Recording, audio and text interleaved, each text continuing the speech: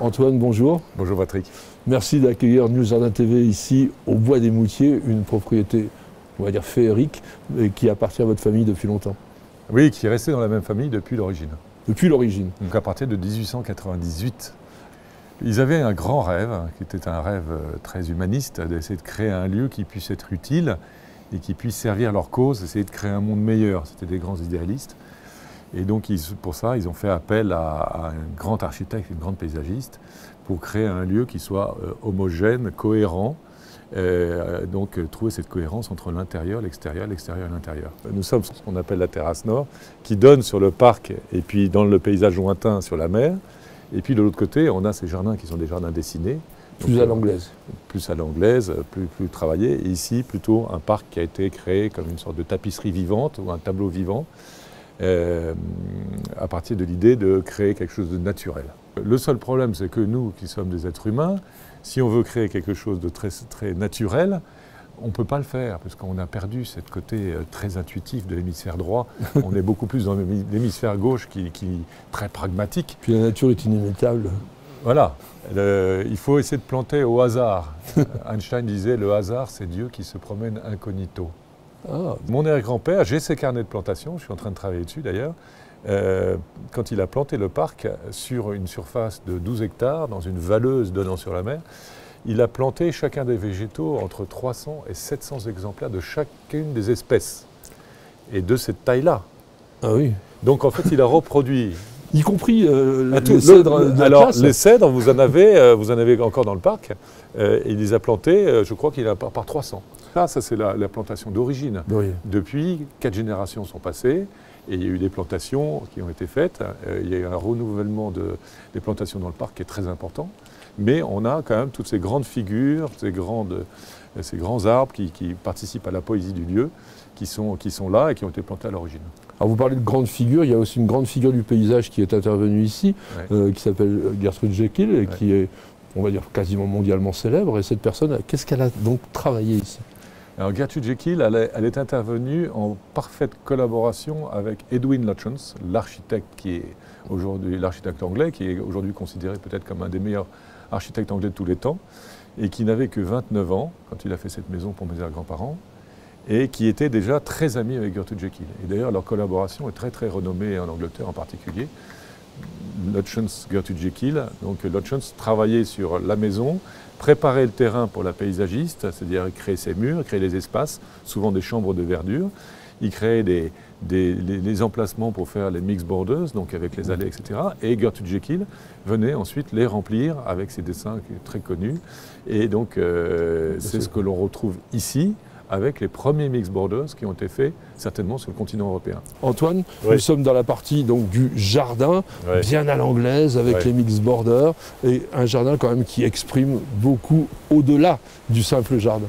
Moi je dirais plutôt des jardins, puisque cette maison est composée d'un certain nombre de chambres de verdure, voilà. Qui sont chacun avec des thématiques, hein, le jardin blanc, le jardin entre les murs, le jardin du cadran solaire, le jardin du croquet, verger de magnolia, etc., etc. Donc on a des thématiques. Et on est dans une ambiance qui est totalement britannique, et pour cause, puisque c'est Gertrude Jekyll qui a composé ces jardins à l'origine, et avec ses principes totalement révolutionnaires pour l'époque, qui étaient de créer des mixed borders avec cet ensemble de végétaux qui sont à la fois d'une sorte de tapisserie, de couleurs, de matière, de forme, le tout dans une sorte de canevas avec ses contreforts et un petit peu de taupière. C'est comme une ponctuation, comme une respiration, on a besoin d'avoir une ponctuation, ça crée des sous-chambres de verdure dans cette grande perspective. La beauté, c'est en fait d'essayer que la nature ne domine pas, mais qu'elle soit omniprésente pour montrer en fait sa variété, sa souplesse. Là, ici, c'est vraiment magnifique. D'où l'intérêt de ne pas avoir trop de jardiniers. Parce que quand vous avez beaucoup de jardiniers, vous maîtrisez très bien, mais parfois ça peut retirer un petit peu au côté spontané et naturel.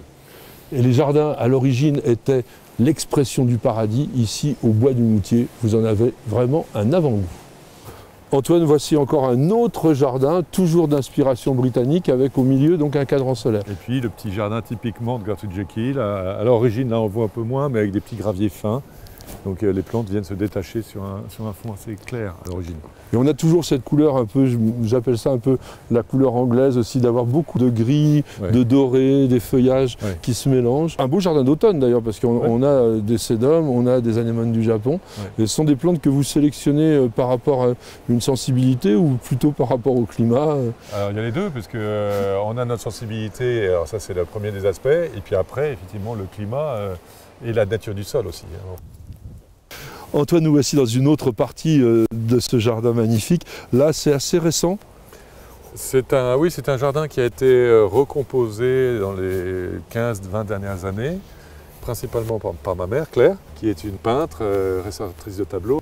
Une âme jardinière. Oui, d'abord une âme jardinière qui m'aide énormément dans le jardin et qui a composé en fait cette roseraie qui est dans l'ancien potager avec tout un travail sur les couleurs. Alors on ne le voit pas beaucoup aujourd'hui, évidemment, parce que les roses ne sont plus vraiment là. Oui, mais on a tous les cynorrhodons, donc ça c'est quand même assez extraordinaire. On a vraiment des grappes de fructification, ce qui fait qu'en fait le jardin est intéressant aussi en toute saison. Ça c'est vraiment une caractéristique de ces rosiers-là, c'est que c'est à la fois beau quand c'est en fleurs, et puis après le fruit est magnifique, et on l'a tout l'hiver. Et on peut même en faire aussi du poil à gratter. Et d'ailleurs, on appelle les cynorhodons, dans un langage un peu trivial, des gratte-culs. Antoine, merci de nous avoir reçus ici. Vraiment, ce cadre est magnifique, le Bois des Moutiers, c'est un jardin génial. Bien évidemment, c'est ouvert au public. Alors, quand? Du 15 mars au 15 novembre, tous les jours, avec une période d'ouverture qui s'étale sur 8 mois, qui nous permet de découvrir toutes ces saisons extraordinaires pour voir les jardins. Il n'y a pas que le printemps pour voir un jardin. Toutes les saisons sont magnifiques. Et donc on est très très heureux de faire découvrir ce jardin tout au long de l'année, tous les jours. Alors tous les jours, tout au long de l'année quasiment, et je vous donne rendez-vous pour le voir aussi au printemps, parce que derrière moi, ce sont des rhododendrons, donc il y aura une profusion de fleurs. Le jardin aura un autre visage, donc n'hésitez pas à visiter le jardin des Moutiers, et puis rendez-vous très très bientôt sur News Jardin TV, bien sûr. Vous aimez nos vidéos, vous regardez régulièrement notre émission Découverte Jardin, alors je vous incite à venir visiter notre site News Jardin TV. Nous y avons mis énormément de textes, de photos, de reportages et de vidéos bien entendu. Le jardin avec nous, c'est tout le temps, en toute saison et par tous les temps, et sur News Jardin TV, bien sûr.